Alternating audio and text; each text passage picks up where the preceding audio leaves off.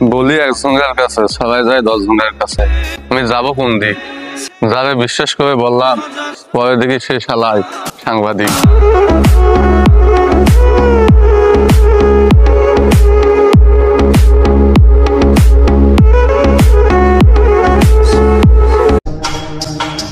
মাহফিল হলে গ্রামে প্যান্ডেল দেখা যায় খালি, ঠিকই গাছ বাংলার আসর হলে হাজারো দর্শকের বেতালি। মাহফিলের কথা কয়া মেলার বাড়ি যায়, প্যান্ডেলে বসার কথা বললে চুপি চুপি সেবে যায়। যদি একতরফা হইতো তাহলে ব্রিজটা আমি উল্টিয়ে দিতাম।